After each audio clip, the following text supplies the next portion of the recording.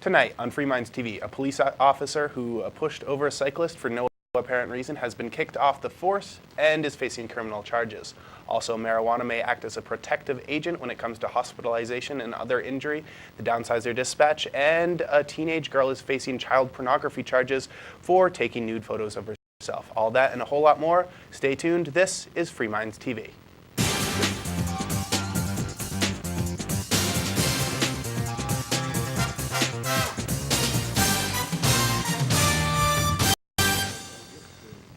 And welcome to a brand new edition of Free Minds TV, where we challenge you, the viewer, to think outside the box. With you, as always, is Toby. And Nick. All right, Nick, we have a full show to get to. We're going to be getting into some economic issues and news from around the world in the second half of tonight's show. But first, I want to bring the viewers a Free Minds TV update. We reported on this, I think it was something like 7 months ago. It was a while back coming out of New York. There were a bunch of bicyclists doing some sort of a parade where they were all riding through the streets.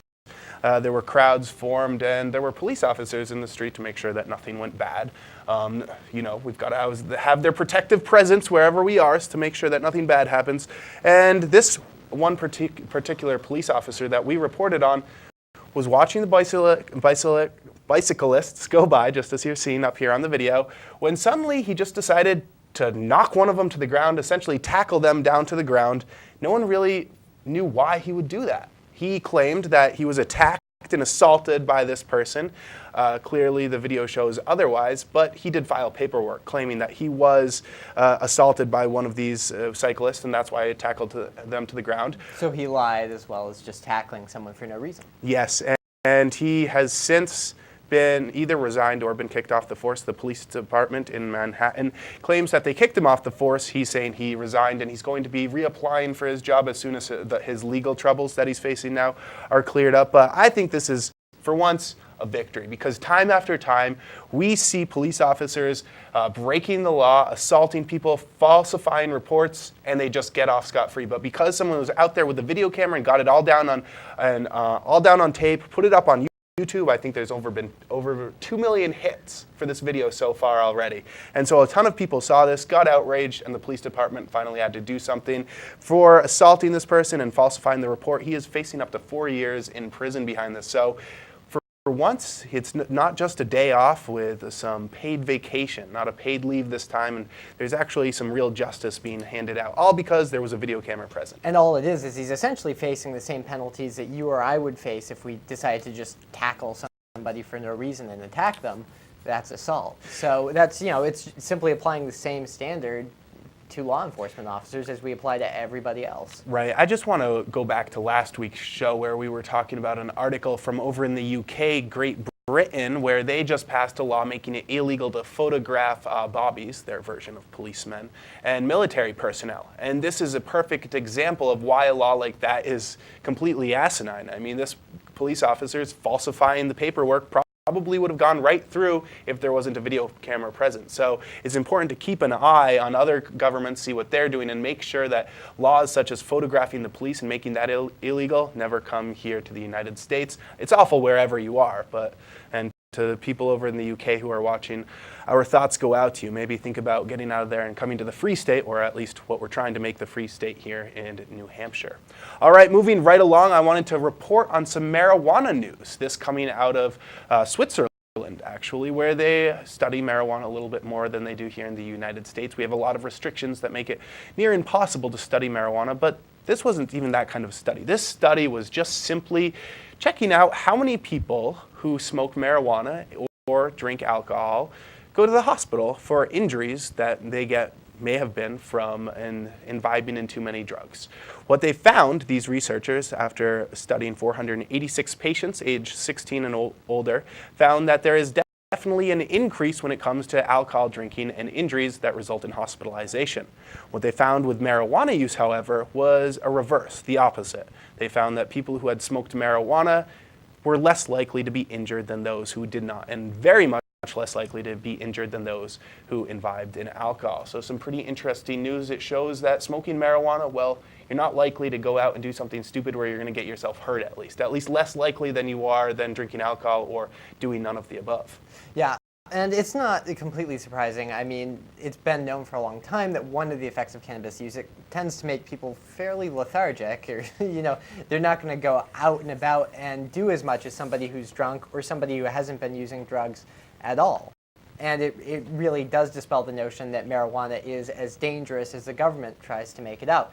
It's not necessarily the best thing in the world to be doing, but it's clearly far less dangerous to you in terms of going to the hospital than alcohol use or even being sober. Right, and I think that right now there's a big push in the United States and not only on the national level, there's some legislation to decriminalize marijuana, but also on the state level with lots going on with medical marijuana and even some possible legalizing marijuana. There's a bill that was recently filed in California where 58% of registered voters now support legalizing marijuana and letting it be regulated like alcohol and cigarettes or caffeine is.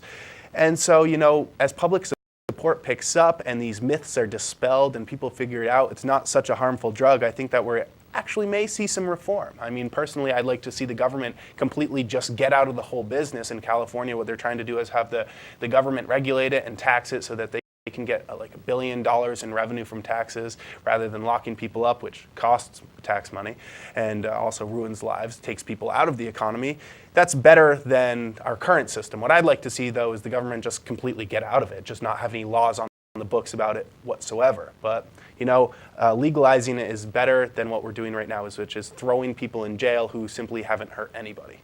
Yeah, and I mean, I'm guessing that if state governments decide to legalize it, they're probably going to go for the tax revenue. That's probably going to be one of their big motivations in deciding to legalize or decriminalize a drug if they bring it to the point where it's regulated like alcohol or tobacco. State governments are just looking for their cut of whatever industry it is. Right, so and right likely now, we're going to see that's probably the way it's going to play out, at least initially. And right now, state governments are spending billions of dollars trying to lock people up and keep people behind bars for this substance. Doing the opposite, bringing money in, would really help out in this economy. So maybe the downturn of the economy is what will help get some marijuana reform through. Personally, though, like I said, I'd just like to see the government completely butt out. All right, so moving right along, I wanted to point this out because it's one of those asinine stories that just makes you sick, really nauseous when you think about what the government's doing and how they're treating people and supposedly trying to help them. This story coming out of Pennsylvania, wearecentralpa.com, a 15-year-old girl from Clearfield County is facing several charges, including possession of child pornography, distributing child pornography, and creating child pornography. Was she someone who was out there with a camera trying to get other people to take off their clothes? No, of course not. She was someone who just decided to take some pictures of herself. Was this a smart idea? No, probably not. Should she be put in jail for it and have a record, have to go and knock on doors wherever she moves to, saying that she's a registered sex offender for the rest of her life? Absolutely not. The police here say they're doing it for her good, to make sure that she doesn't get hurt, raped, kidnapped, or even killed. Well, you know what? Arresting her, throwing her behind bars, and giving her a record, that could be arguably worse than some of the things that could happen to her. The police in this case are the ones who kidnapped her and put her in a jail cell, ones who made her feel worthless. Are they really helping this girl out? They claim it's an epidemic and something needs to be done. How about parents getting involved instead of the government counting on them to parental their children? You know what? This is disgusting. And giving this girl a record saying that she's creating child pornography, what's that going to look like when she applies for a job? Oh, you have a record that says you created child pornography. It doesn't really even say what this girl really did. She took some nude pictures of herself. Ta-da. And unfortunately, if she gets entered into the sex offender registry, which I'm assuming is going to happen, all people are going to see is that she was convicted of producing child pornography. They're not going to have the details of the case. So it is worse than a lot of the alternatives, and it's just not worth it. It's not helping anybody out. If you're a convicted sex offender, that's going to have a serious impact on where you can live or work or any of that. And it's just not a good thing. It seems so weird because she is the victim here. So how can the victim be the one who's having charges pressed on her? We've seen other cases where two, say, 15-year-old girls engage in sexual behavior and then are both charged with sex crimes for it. What did they do? Rape each other? It just doesn't make sense how you can rape yourself or create child pornography of yourself and then have the charges put on you for it. It just seems completely asinine, completely backwards, and it's time for these public officials who think they're helping people to pull their heads out of their rear ends and get with the picture, because this is just disgusting. All you're doing is ruining lives, and I hope you're ashamed, because you should be.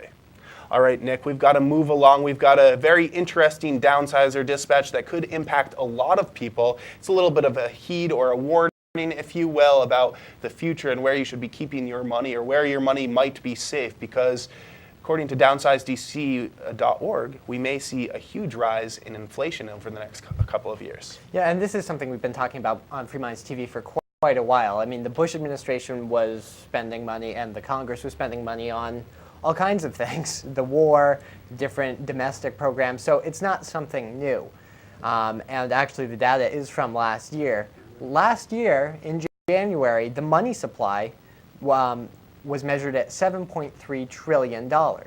That's quite a bit of money, but by this January, the money supply had increased to $8.2 trillion. So nearly $1 trillion was created out of thin air over the course of 1 year. And we've already seen the government essentially spending nearly $1 trillion this year. I mean, already with the second bailout round we've seen, and there are plans to spend 200, 300 billion to try to bail out the housing market. They're going to have to create money to do a lot of this. They'll probably raise taxes too, but I imagine spending is going to keep increasing at such a fast rate that they're going to have to borrow money and increase taxes. So you'll probably see deficits continue to increase, and when the money supply increases, when they print off money to pay off that debt or that deficit, it essentially destroys the value of the money in your wallet. Each dollar becomes worth less because there are just more dollars out there. It's a law of supply and demand.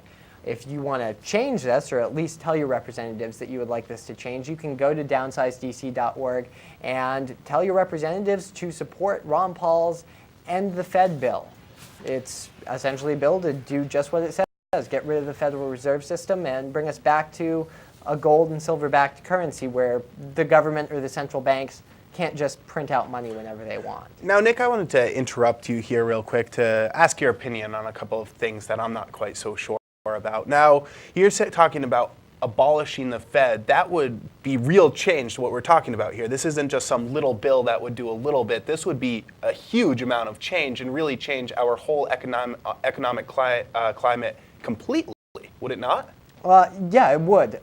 It seems like this might be a good time to do that. I mean, it's clear that the Federal Reserve System is surely and steadily destroying the value of the dollar, and if you look into it, they're pretty much behind just about every bust that there has been since their inception. They create too much credit, they essentially create a bubble because people are given more money, the banking system is given more money, people look for places to invest it. That's why we saw a real estate bubble, right, which collapsed and tore everything else down with it. If you look at the causes of the bubbles and then the collapses that happen afterwards, it's really the Federal Reserve System. The economy is already in the toilet, so it's only going to go so low. This would be the time to do it and get back to a gold or silver-backed currency, something that can't be manipulated the way that paper money can, or just digital information. Now they don't even print a lot of the money; they just, essentially create it on a computer. It would be a good time to get back to that so that there could be sustainable growth when the recovery takes place, and we're not just going to be in this situation in another decade. Right. Okay, so going to downsizerdc.org, sending your representatives an email is one way to at least let them know that you want change, but let's face it, while the Obama administration gives a good talk about change and said the politicians supposedly are right along with him on this, he's not for real change, and I don't think that Obama or most of the representatives in Washington are for this kind of change. So I don't think that while we can have our voices be heard, I don't think it's going to happen right now because Obama's just interested in creating another bubble, and the representatives, they're really not interested in representing you. They're only interested in getting their money from whoever's padding their pockets the most. So what can you and I do? What can your average Joe do out there to hedge against this kind of inflation? You can buy gold and silver. That's probably your best bet because the supply of gold and silver is fixed. They can't manipulate the amount of it that exists in the world. And when the dollar devalues, you see, relatively speaking, the value of gold goes up because it takes more cheap dollars to buy an ounce of gold than it took, relatively expensive dollars to buy that same ounce of gold. So that's, gold and silver are a pretty good hedge against inflation. Theoretically, if you had money in stocks, which are really risky right now, if the companies survive all of the hyperinflation, that'll index up. But gold and silver are your safest bet. It's time to take the money that you have packed under your mattress and cash it in for something, because greenbacks, well, they're not going to be worth something forever. Really, they're not even worth the paper they're printed on. When we come back, we are going to be talking more about the financial crisis and what the United States government is doing to really prop up the banks and hand America over to the banks. All that and a whole lot more. Stay tuned. This is Free Minds TV. Heart of the Ronin by Travis Hierman. Available in hardcover February 18th on Amazon.com. For more information, visit the author's site at TravisHierman.com.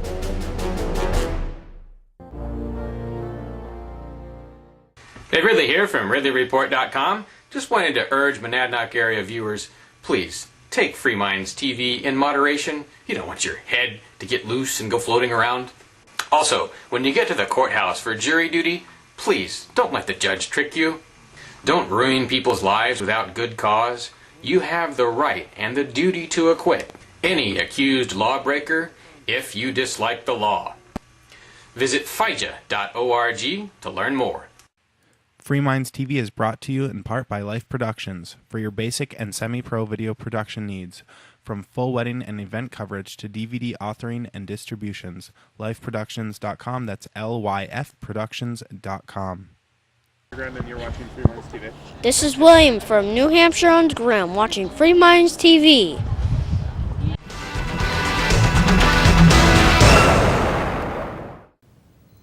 And welcome back to Free Minds TV. Is Toby here with you? And Nick? I'd like to invite you to log on to our website, freemindstv.com. From there, there's everything show related. The show content is on our forums. The archives are all there. Free Minds Radio, which is live Sundays from 3 to 5 p.m. Eastern Standard Time. And a whole lot more ways you can help the show, all at freemindstv.com. All right, Nick, we've got to move right along. We've got a lot more show content to get to, a lot more stories to cover, and we are going to stay here in the United States and take a look at what the United States is doing to help out the big banks and really hand America over to the banks, is what it seems like. Well, sort of, or help themselves to the banks if you look at it a different way. There's sort of a revised plan for aiding the banks. Some banks have already received government assistance. Citibank received $45 billion in government aid. But the government is now going to be conducting stress tests, that's what they're calling them, on 20 of the largest banks in the United States. Essentially, they're going to be seeing if the banks have enough money sitting around, enough capital to survive theoretical downturns in the economy from where we are today. Now, I don't know what kind of criteria they're going to be using. I guess it's kind of arbitrary, and whatever the government decides is too weak of a bank, they're just going to take it over. Sort of. What they're saying is it's only going to be temporary. Don't know if I believe them on that one. But they will be giving these banks aid, essentially shoring up the finances of the banks, but they're going to be taking ownership stakes in them. So the government becomes the owners of the banks.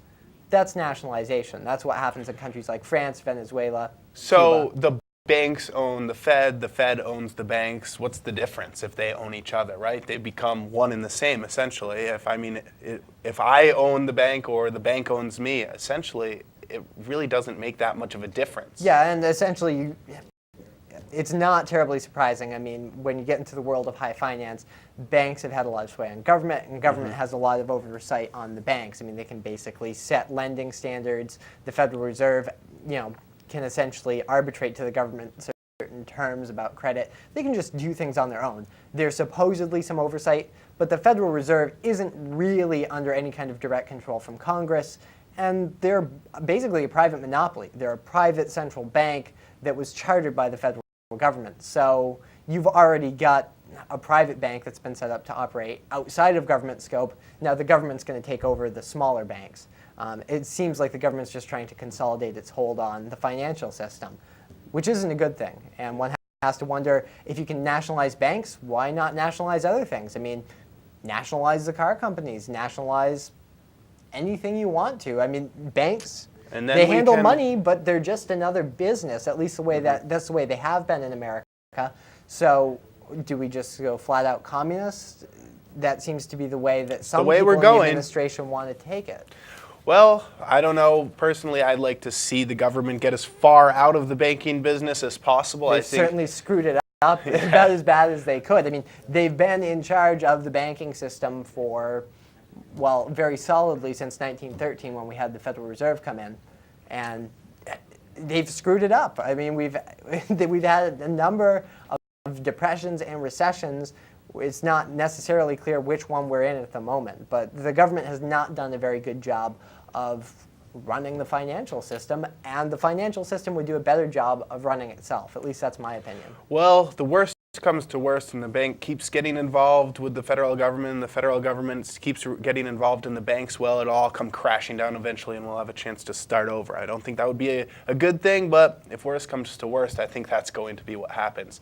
All right, moving right along here, you've got a story about volunteer work, teenagers, and getting paid to work. Which are they doing, Nick? A new study found that teenagers actually volunteer more than they work part-time jobs.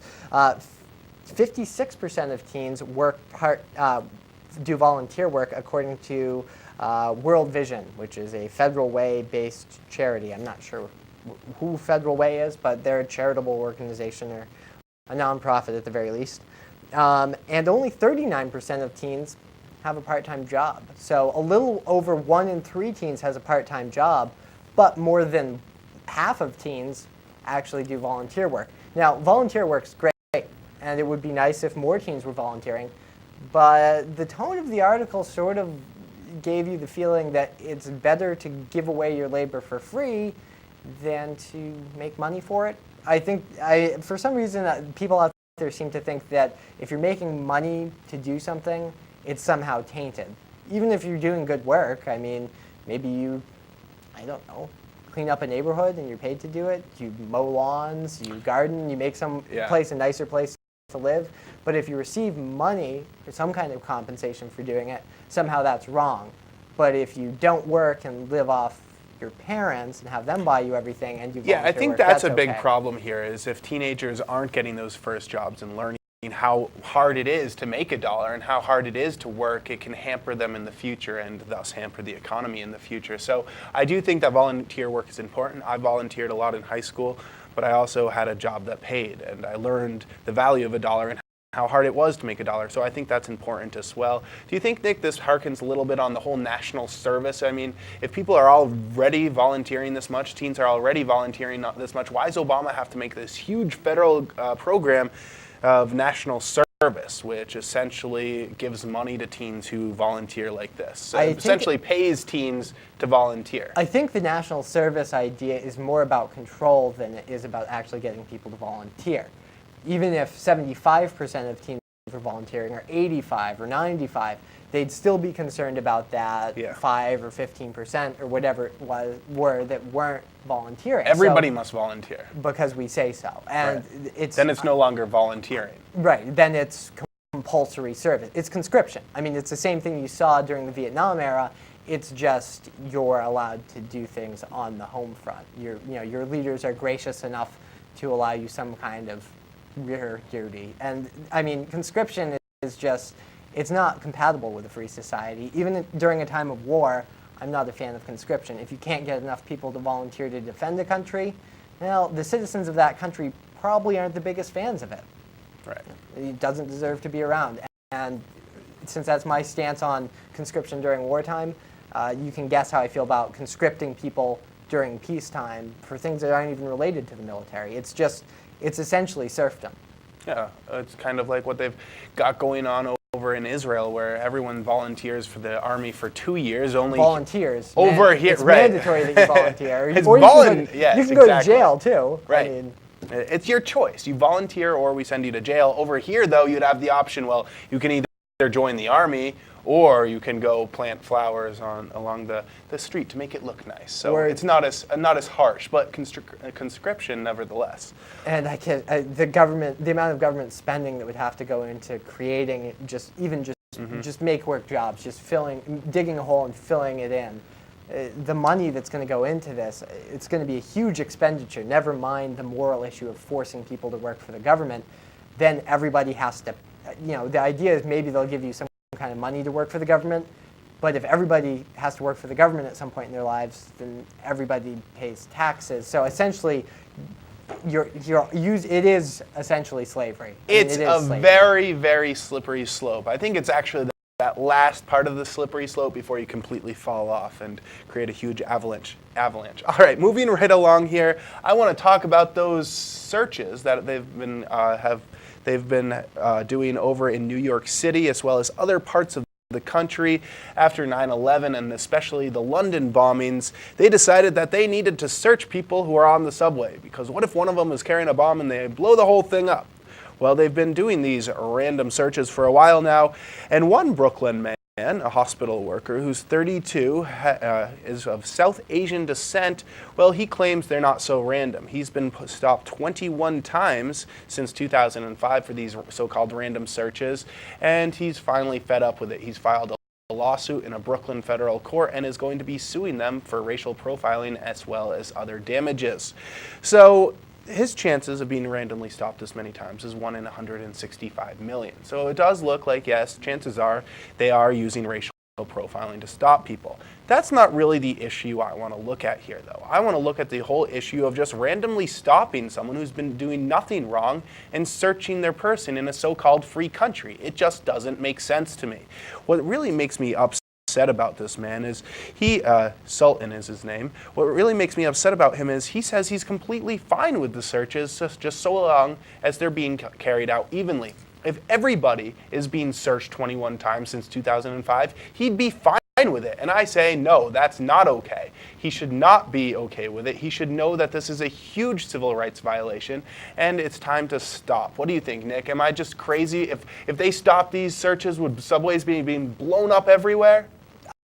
No, they wouldn't. I mean, I haven't heard the last news report out of New York City where they stopped a terrorist with a backpack bomb walking into a subway. It doesn't happen. They might arrest you for drug possession or gun possession or some other offense. There's a lot of ways to get arrested in New York City. You need a permit to use a bullhorn in New York City, and it's not very easy to get. So there's a lot of ways to get arrested in New York City, but the number of terrorists walking around that are getting caught by these searches are zero. So if we already know the government doesn't respect the Fourth Amendment, but the fact that they're carrying these out and they're not being held accountable for it, it makes you wonder how far they're going to go. I mean, if they can stop you on the street without any cause whatsoever, just randomly, what stops them from walking into your house, turning things upside down, searching there? It's only a step away, Nick. Just parked cars, just going into them and searching them, even if nobody's been driving or broken any law. I mean, if they can stop you on the street and you haven't done anything illegal, there really is no limit on the police stopping you, searching you, possibly framing you. I mean, well, there's a reason we had constitutional protections, and it's unfortunate that so few Americans are raising an alarm about this, or seem concerned about it, and I don't know if they're going to realize until it's too late. Yep, and hopefully people will start to stand up and say these are wrong. I know that a lot of people are moving into the free state of New Hampshire and trying to make a difference. We actually have a ton of new people behind the scenes helping us out with this show because people are moving to New Hampshire, trying to get active, concentrate themselves, and really make a difference, if not in all the states, at least one, and that would be New Hampshire. Well, we're out of time for tonight. Log on to our website, freemindstv.com is the address. Check out the archives, contact us, let us know what you think, and we'll be back here with an all-new show next week. For now, it's been Toby here with you. And Nick. Have a great night, day, or morning, whatever it is, wherever you're watching us. Take it easy.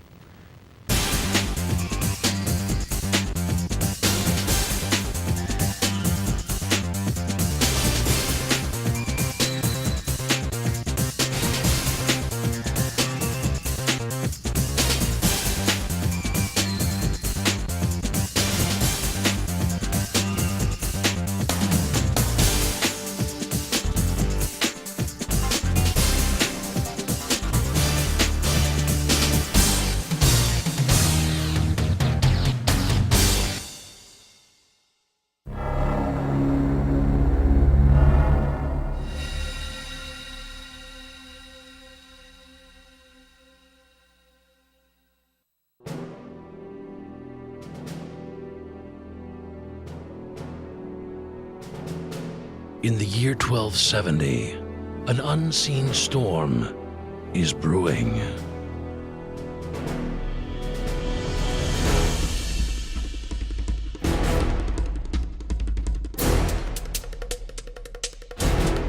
An ancient blade guards its secrets.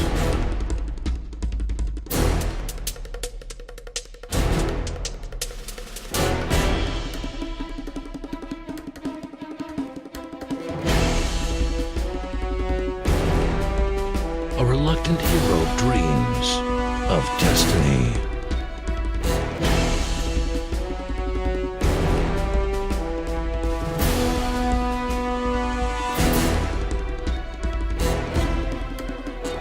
Dark forces plot from the shadows.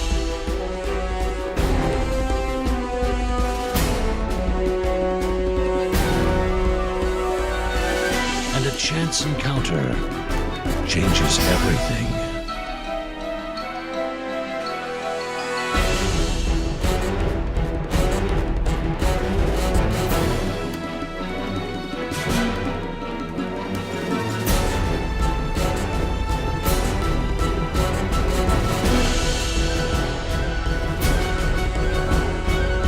Cowardice is not an option.